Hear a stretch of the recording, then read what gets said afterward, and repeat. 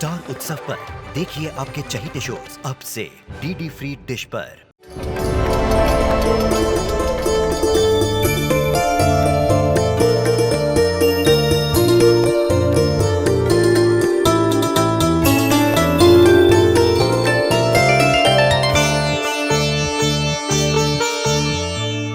प्रभु की अद्भुत महिमा तो देखो, चमत्कार है ये। देखो भैया देखो, सुकर्मा के चेहरे पर प्रसन्नता की लहर तो देखो। अरे सुकर्मा और मेधावती जैसे अच्छे हृदय वाले लोगों के साथ हमेशा अच्छा ही होना चाहिए। परंतु मेधावती जी है कहाँ? उन्हें किसी ने सूचित किया? स्वामी! मेधावती! स्वामी! कहाँ है वो कन्या? सचमुच अद्भुत चमत्कार है ये ईश्वर का।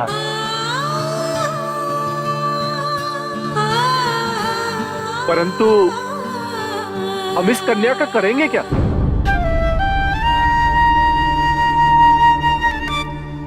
और फिर न जाने ये किसकी संतान होगी। आखिर वो इसे ढूंढ भी तो रहे होंगे।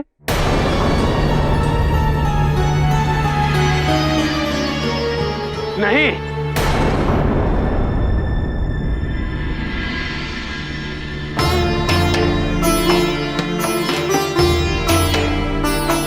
बिल्कुल नहीं। मुझे लगता है किसी कारणवश इस कन्या को इसके माता पिता अपना नहीं सके थे, इसीलिए उन्होंने इस कन्या को टोकरी में डालकर गंगा की गोद में छोड़ दिया। और गंगा मैया ने यदि इस कन्या को हम तक पहुंचाया है तो इसमें भी कोई कारण अवश्य है। हाँ बेटे, तुम क्यों नहीं इसे गंगा मैया का प्रसाद समझकर गोद ले लेते हो? हाँ? वैसे भी तुम्हारी कोई संतान नहीं है। क्यों भाइयों, मैं ठीक कह रहा हूं ना?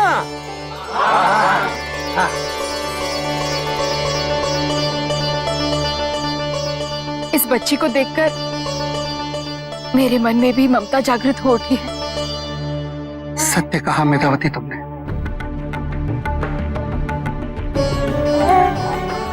इस कन्या को देखकर ऐसा प्रतीत होता है कि स्वयं देवी मां इस धरती पर अवतरित हुई है।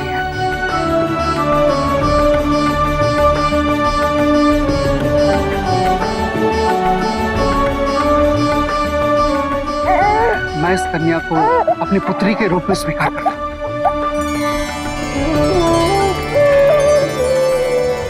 आज से इसका नाम होगा अत्स्या।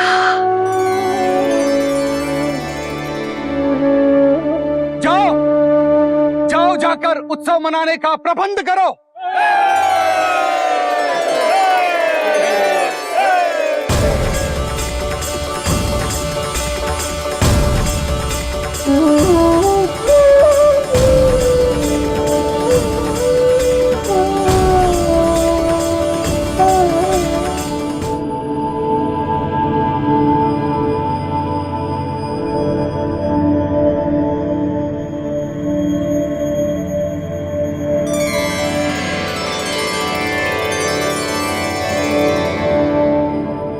माता, मैं तो केवल महादेव की आज्ञा का पालन कर रहा हूं। आपकी पूर्ण सुरक्षा ही मेरा दायित्व है।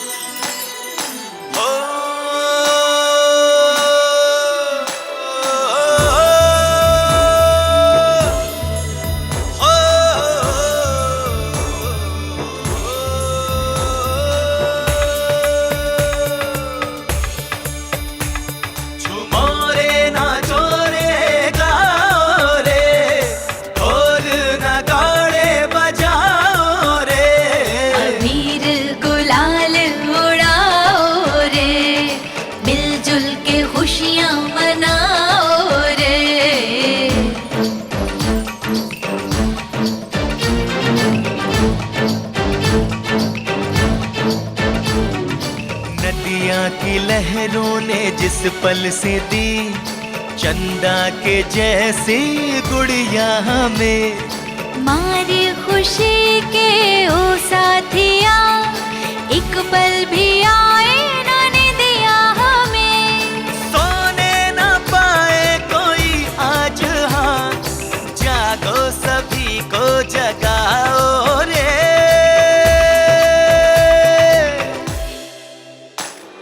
झूमो रे नाचो रे गाओ रे, ढोल नगाड़े बजाओ रे, अबीर गुलाल उड़ाओ रे, मिलजुल के खुशियाँ मनाओ रे।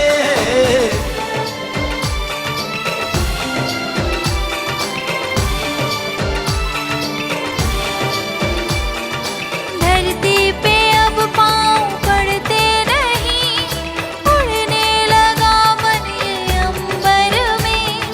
बिन मांगे जैसे सब मिल गया, नन्ही परी आई यूं घर में।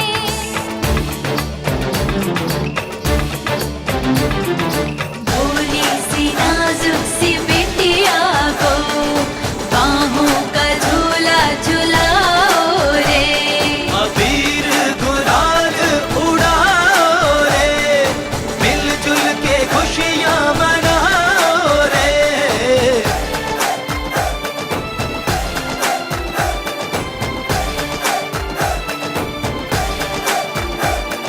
सौभाग्य है ये हमारा कि जो लक्ष्मी स्वरूपा निधि मिल गई। अंधियारे जीवन में जैसे नहीं, एक रोशनी की किरण जल गई। हो लागे ना इसको किसी की नजर, काजल का टीका लगाओ रे।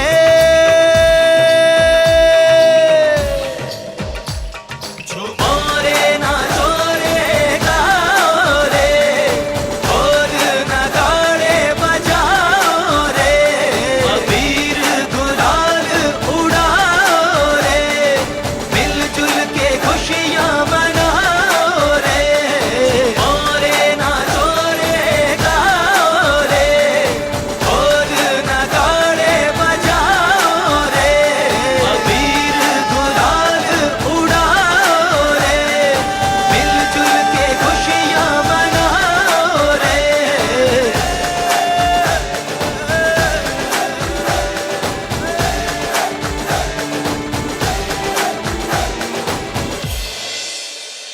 दिन बीते, वर्ष बीते और महादेव की आज्ञा मान देवी पार्वती मछुआरों की नगरी में सुकर्मा की पुत्री बनकर अपने उद्देश्य की पूर्ति हेतु बड़ी होने लगी।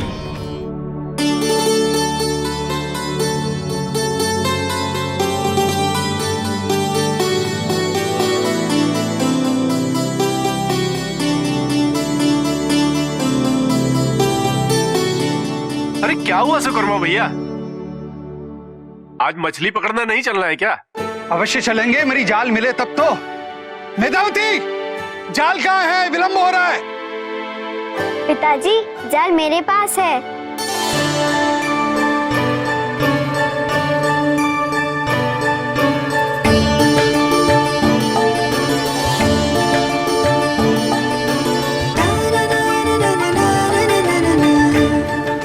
ओ, तो जाल मत्स्य के पास है।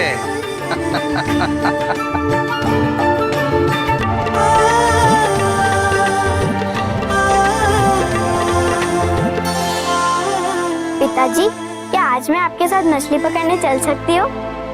नहीं, अभी आप छोटी हैं। पिताजी, आप कहते हैं कि मैं छोटी हूँ और माँ कहती है कि मैं इतनी बड़ी हो गई हूँ। घर के कार्यों में मैं उनकी सहायता कब करूँगी? मत्स्य, मछली को पकड़ने के लिए बल की आवश्यकता होती है और आपके ये नन्हे नन्हे हाथ अभी सक्षम नहीं हो। कुछ वर्षों के पश्चात जब आप सक्षम हो जाएंगे तब हम आपको लेकर चलेंगे मछली पकड़ने।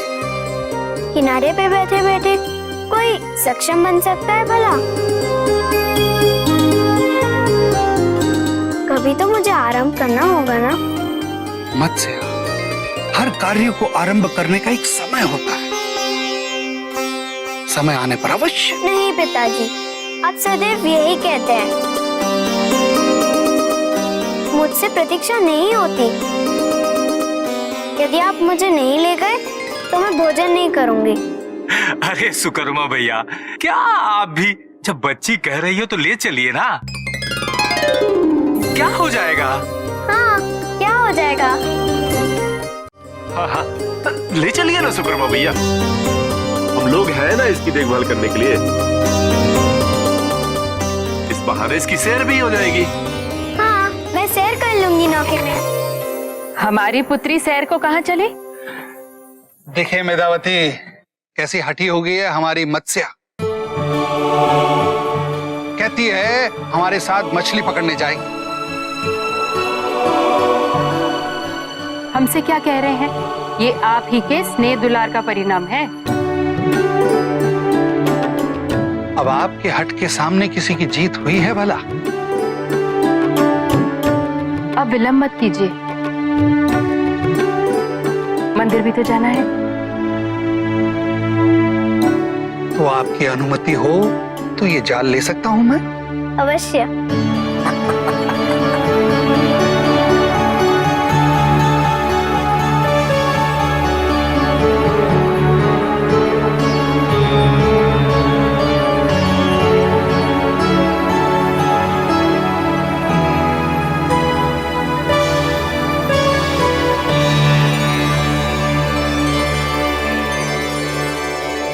चलो मत्स्या, मंदिर में पूजा करके आते हैं। नहीं पिताजी, मैं दर्शन नहीं करूंगी।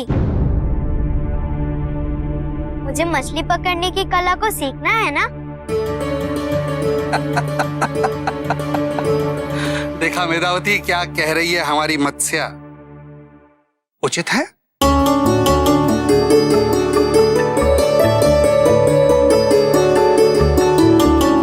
इसमें ध्यान लगाओ।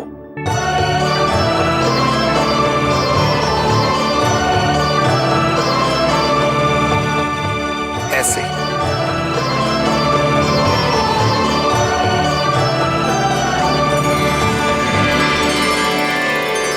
मछली को पकड़ने के लिए एकाग्रता की आवश्यकता होती है और ये उसी के अभ्यास हेतु है। चलो मेधावती, पूजा करके आते हैं। जी। और आप ध्यान लगाइए।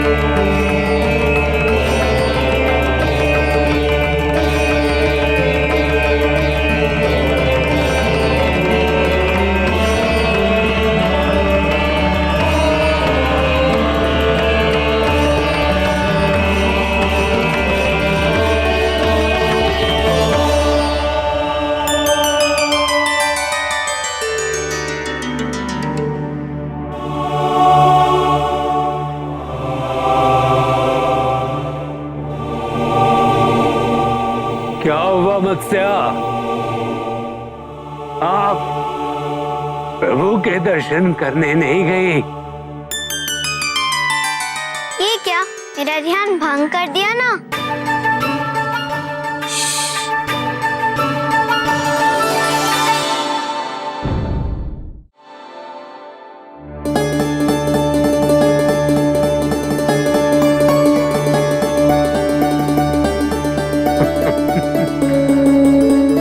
आपने मुझे नहीं पहचाना? पिताजी ने कहा है कि मछली पकड़ने के लिए मुझे एकाग्र होना है। मुझे अपने कार्य में ध्यान लगाने दीजिए ना।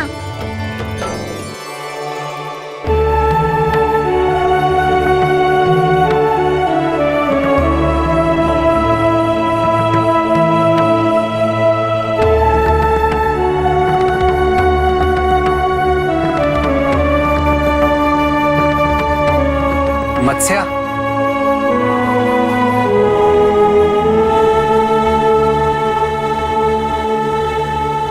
ये लो बेटा, प्रसाद लो।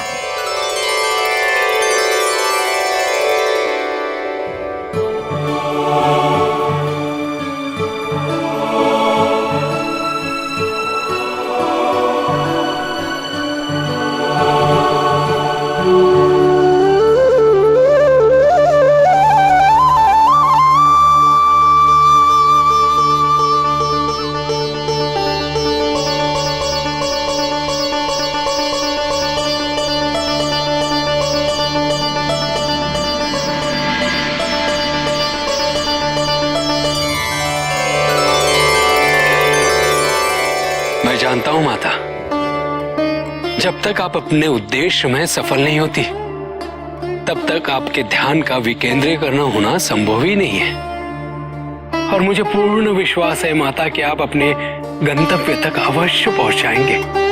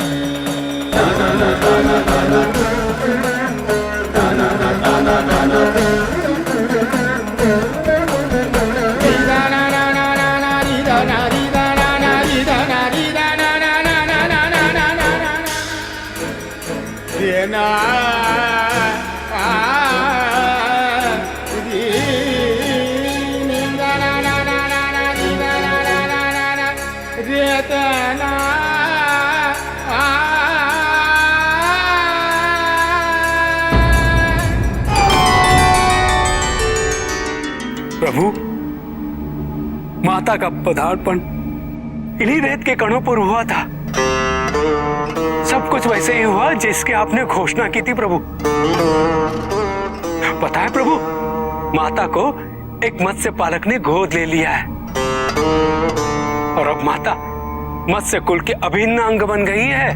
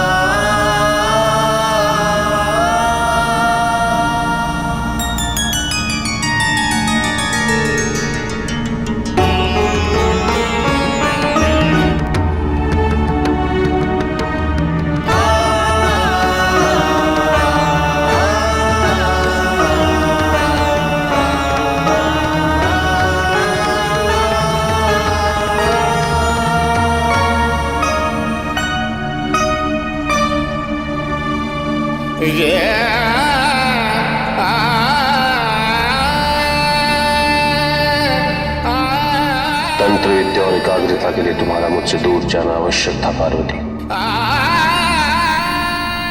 तुम्हारी अथक साधना को देख के तुम्हारे लिए मेरा प्रेम और बढ़ गया। तुम अवश्य सफल होगी।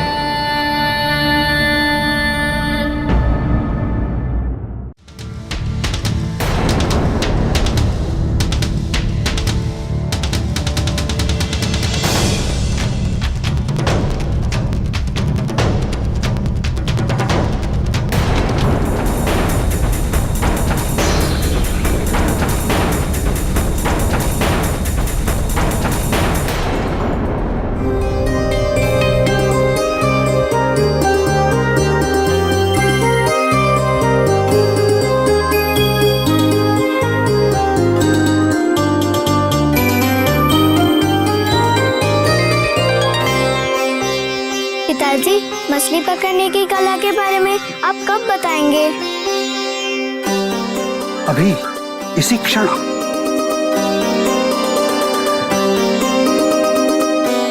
सर्वप्रथम ये ज्ञात रहे कि मनुष्य का मन और मछली के व्यवहार में कोई अंतर नहीं होता। मनुष्य का मन जितना चंचल होता है उतनी चंचलता मछली में भी होती है। यही कारण है कि वो चंचला के नाम से भी जानी जाती है। इसलिए अपने मन को जो नियंत्रित कर सके वही कुशल मछुआरा बन सकता। एकाग्रता ही इस कला का प्रथम चरण है। निंद्रा और आलस्य हमारे सबसे बड़े शत्रु। तो मैं निद्रा और आलस्य को पराजित कैसे करूंगी? मन और चित्त दोनों को केंद्रित करने के पश्चात ही ये संभव है। मैं इस कला को शीघ्र सीख लूंगी।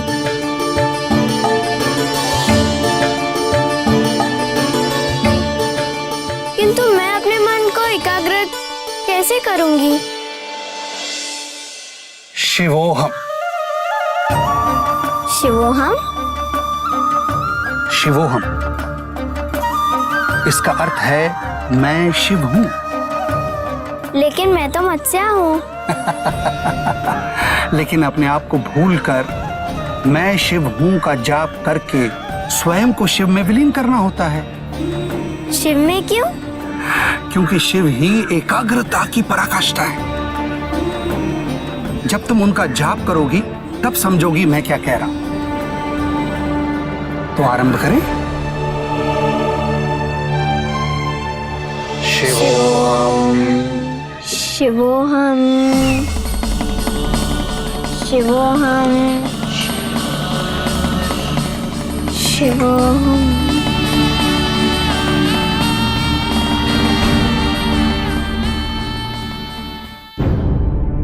प्रभु, आप तो अंतर्यामी हैं। आपसे क्या छिपाए प्रभु? मैंने और मेरे पति ने कोई अधर्म का कार्य नहीं किया है। सत्य को आप ही प्रत्यक्ष कर सकते हैं प्रभु। हम पर कृपा कीजिए प्रभु, कृपा कीजिए। ऋषि गौतम! ऋषि गौतम! ऋषि गौतम! बाहर निकल पाखंडी! प्रजा के धर्म को भ्रष्ट कर दिया है तुमने। वो कायर तो बाहर निकल ही नहीं रहा है। नहीं निकलता तो ध्वस्त कर दो इसके आश्रम को। रुक जाइए, रुक जाइए। वो ऐसा कदापि नहीं कर सकते। वो ऐसा कदापि नहीं कर सकते तो क्या मैंने किया है? क्या हम सब ने किया है? तुम और तुम्हारा पति पापी है, ढोंगी है, पाखंडी है। चलो हटो मेरे मार्ग से।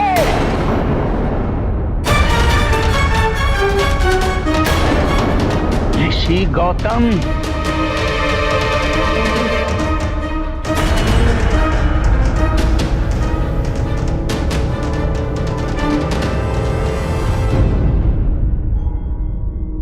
ऋषिवर, मेरी पत्नी के साथ ऐसा दुर्व्यवहार क्या कारण है ऋषि पीताम्बर?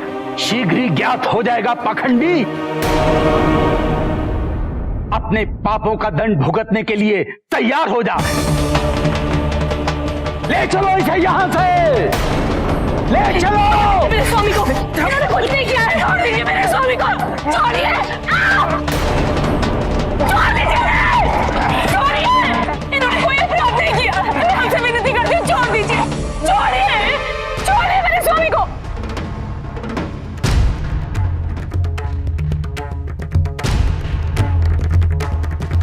ये वाणी तो मेरे परम भक्त ऋषि गौतम की पत्नी अहिल्या की है।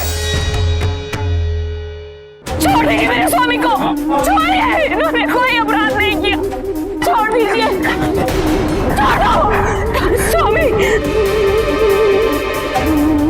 स्वामी चिंता मत करो अहिल्या,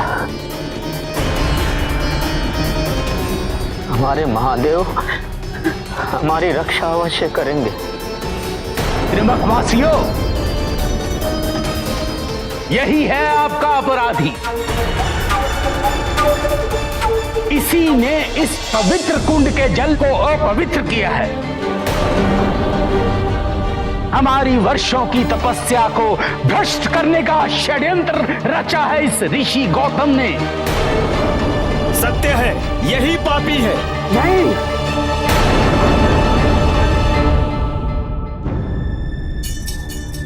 मैं दोषी नहीं हूं। मैंने कोई दुष्कृत्य नहीं किया है। क्या आज तक किसी अपराधी ने अपना अपराध स्वीकार किया है जो तुम मानोगे? लेकिन तुम्हारे अपराध का साक्षी तो ये कुंड है जिसके लिए तुम दंड के अधिकारी हो। लेकिन तुम्हारा दंड क्या होगा, इसका निर्णय त्रिंबकवासी करेंगे। मृत्यु।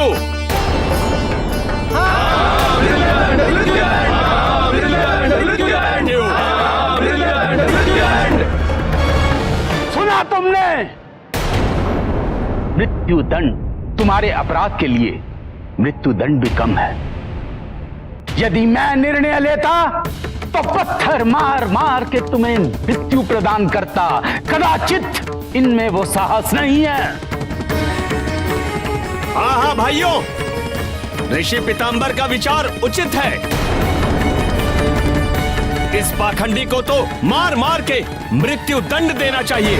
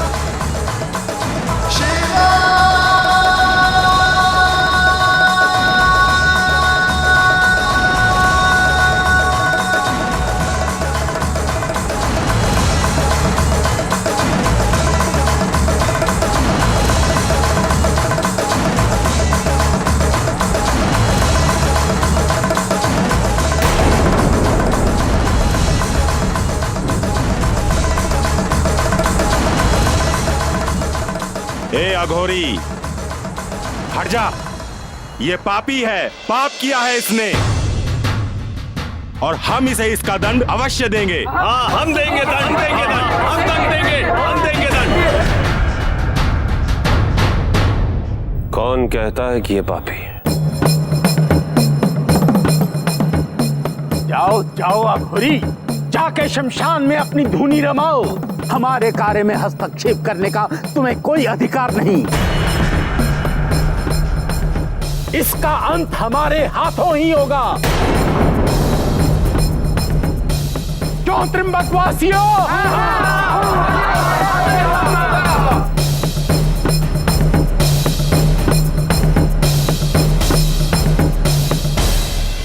यदि ये वास्तव में पापी है तो इसे पत्थर मार मार के मृत्युदंड दे दो। किंतु ज्ञात रहे, जो पत्थर इसकी ओर फेंका जाएगा वही पत्थर फेंकने वाले की तरफ दुगनी तीव्रता से आएगा।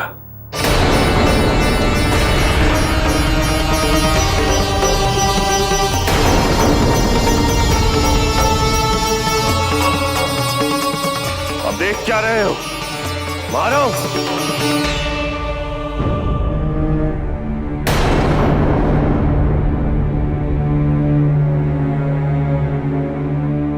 क्या एक अघोरी के कथन से तुम लोग डर गए हो? मेरी तरफ क्या देख रहे हो? मारो इसे,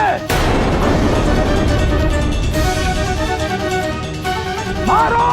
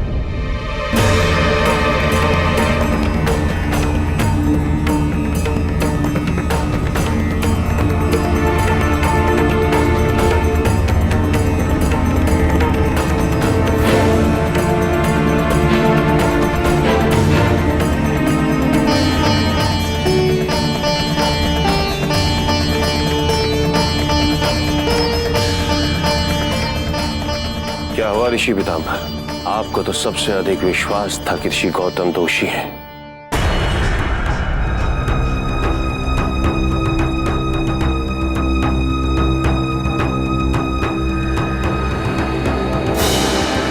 एक पत्थर आप भी फेंक के क्यों नहीं देखते? क्योंकि मैं नहीं चाहता कि एक अघोरी की शक्तियों से किसी को भी हानि पहुंचे। अब ऋषि गौतम के दुष्कृत्य का दंड तो स्वयं भगवान ही देंगे। चलो सब, चलो सब।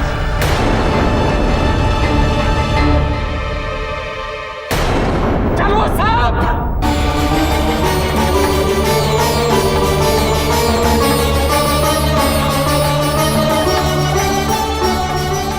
हे भद्र पुरुष, आप तो देव तुल्य हैं। आपने मेरे प्राणों की रक्षा की, बहुत बहुत धन्यवाद। किंतु आप हैं कौन एवं हमारी सहायता हेतु कहां से पधारे?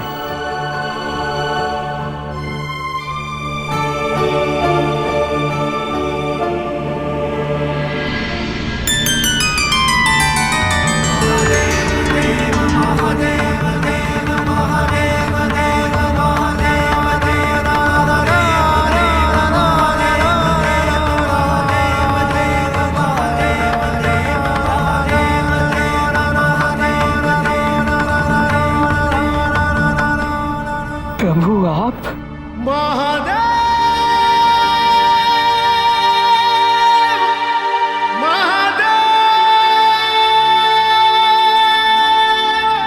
आपने मेरी प्रार्थना सुन ली प्रभु। मेरे प्राणों की रक्षा करने आप स्वयं आए। हाँ ऋषि, मैं अपने भक्तों के साथ दुर्व्यवहार कैसे सहन कर सकता हूं? देवी अहिल्या ने ही अपनी निश्चल भक्ति द्वारा मेरा आह्वान किया है। उठ जाइए। मुझे विस्तार से बताइए ऋषि गौतम, ऐसा क्या हुआ कि वो लोग आपको मृत्युदंड देना चाहते थे?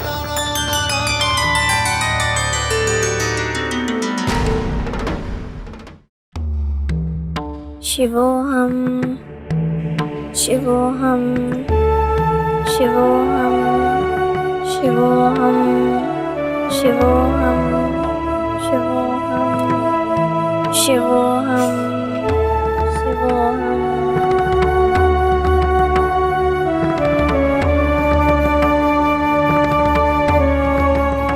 क्या हुआ पुत्री? मुझे ये प्रतीत हुआ कि मैं साक्षात महादेव की सम्मुख हूँ। यही तो शिव के नाम की विशेषता है। उनके नाम के जप मात्र से ही तुम एकाग्रचित हो जाओ। उचित है पिताजी, अब मैं महादेव के ध्यान से ही मछली पकड़ना आरंभ करूंगी। उचित। शिवोहम शिवोहम शिवोहम शिवोहम। हे प्रभु, अपनी तपस्या के मध्य मुझे विदित हुआ कि त्र्यंबक क्षेत्र में भयंकर सूखा पड़ता जा रहा है। तो मैंने वरुण देव की आराधना करके उनसे वरदान में एक अमर कुंड प्राप्त किया। इस अमर कुंड की विशेषता यह है प्रभु कि इसका जल कभी समाप्त नहीं होता। मेरे इस प्रयास के फलस्वरूप संपूर्ण त्र्यंबक क्षेत्र में पुनः हरितिमा वापस आ गई एवं सूखे से सदैव के लिए समाधान मिल गया।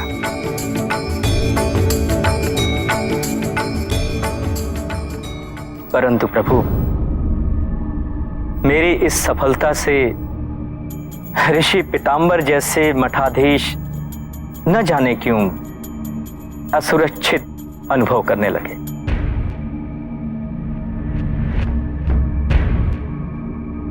ईर्ष्यावश अमरकुंड के जल में फेंककर उसे अपवित्र कर दिया एवं सारा दोष मुझ पर मर दिया।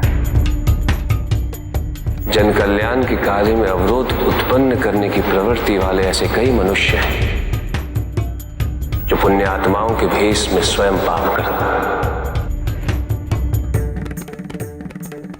किंतु जन कल्याण तो ईश्वर की इच्छा का फल है।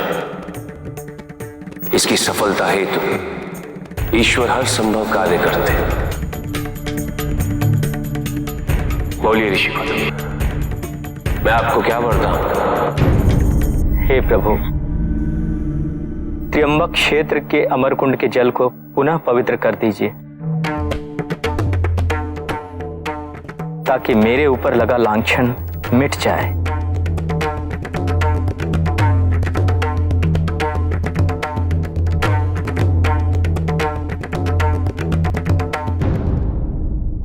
केवल गंगा का जल ही अशुद्धता को दूर कर सकता है ऋषि। आप गंगा की आराधना कीजिए, तो अवश्य आपकी सहायता करेगा। अवश्य प्रभु।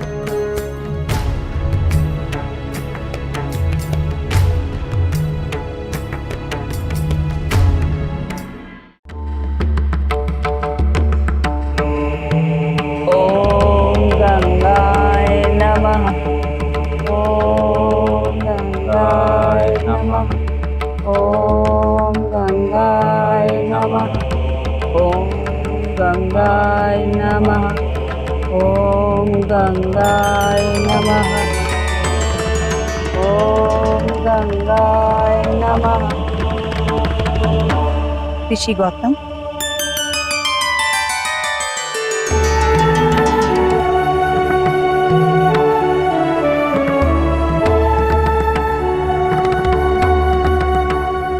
प्रथम धर्म सूत्र के रचयिता एवं मंत्र दृष्टा ऋषि गौतम और उनकी पत्नी अहिल्या, कहिए मैं आपकी क्या सहायता कर सकती हूँ? हे देवी गंगा, आप तो संपूर्ण उत्तर क्षेत्र को सिंचित करती हैं, तो अब अपनी कृपा दृष्टि दक्षिण की ओर भी कीजिए। आपसे प्रार्थना है कि मुझ पर लगाए गए कलंक को दूर करें।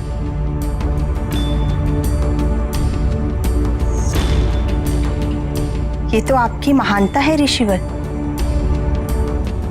कि जिस क्षेत्रवासियों ने आपको इतना अपमानित किया, आप उन्हीं के कल्याण हेतु प्रयासरत हैं।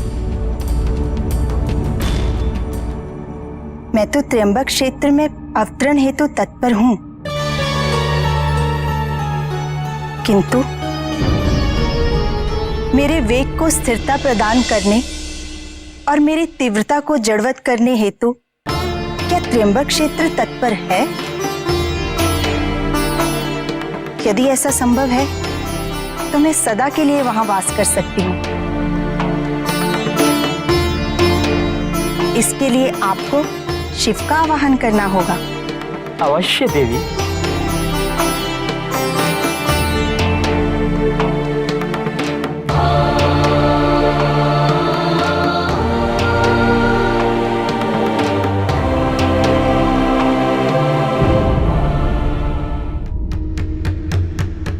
मुझे अत्यंत प्रसन्नता है ऋषि गौरव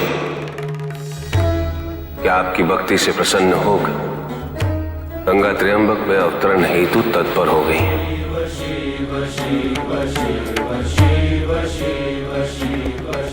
किंतु प्रभु, गंगा के वेग को नियंत्रित करने हेतु त्र्यंबक क्षेत्र में आपको भी स्थापित होने की आवश्यकता पड़ेगी। जाइए, गंगा के अवतरण का प्रबंध कीजिए। उनकी प्रथम धार से ही मेरा अभिषेक हो।